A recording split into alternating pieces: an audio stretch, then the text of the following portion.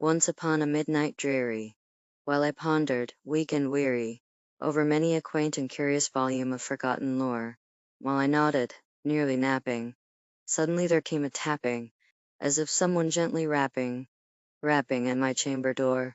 "'Tis some visitor," I muttered, "tapping at my chamber door. Only this, and nothing more."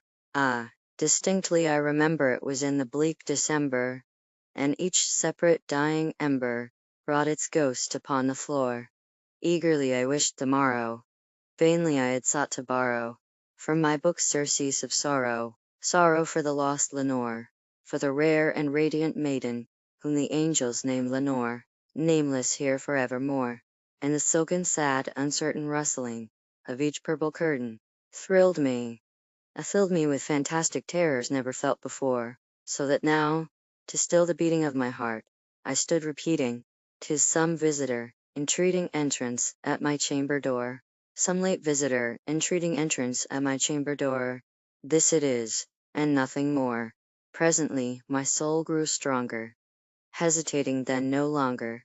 "Sir," said I, "or madam, truly your forgiveness I implore, but the fact is I was napping, and so gently you came rapping, and so faintly you came tapping at my chamber door, that I scarce was sure I heard you." Here I opened wide the door. Darkness there, and nothing more. Deep into that darkness peering, long I stood there wondering, fearing, doubting, dreaming dreams no mortals ever dared to dream before. But the silence was unbroken, and the stillness gave no token, and the only word there spoken was the whispered word, "Lenore." This I whispered, and an echo murmured back the word, "Lenore." Merely this, and nothing more. Back into the chamber, turning, all my soul within me burning.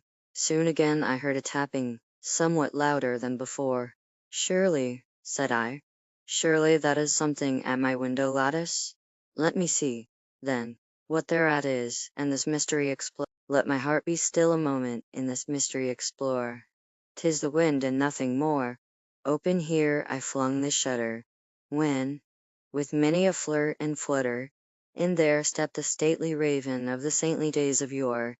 Not the least obeisance made he, not a minute stopped or stayed he, but, with mien of lord or lady, perched above my chamber door, perched upon a bust of Pallas just above my chamber door, perched, and sat, and nothing more.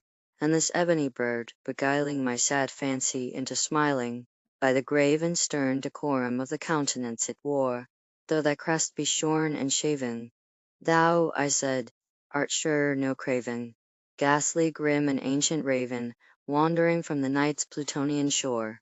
"Tell me what thy lordly name is in the night's Plutonian shore?" Quoth the raven, "Nevermore." Much I marvelled this ungamely fowl to hear discourse so plainly, though its answer little meaning, little relevancy bore.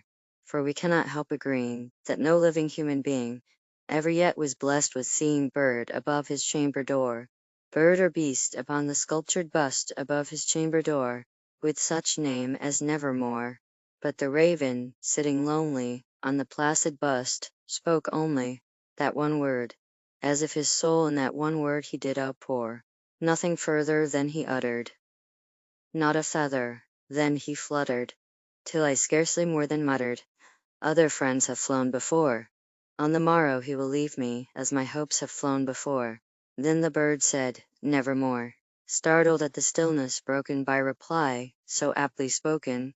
"Doubtless," said I, "what it utters is its only stock and store, caught from some unhappy master whom unmerciful disaster followed fast and followed faster till his songs one burden bore, till the dirges of his hope that melancholy burden bore, of never, never more." But the raven, still beguiling all my sad soul into smiling, continues through final stanza, ending, "And my soul from out that shadow that lies floating on the floor, shall be lifted, nevermore."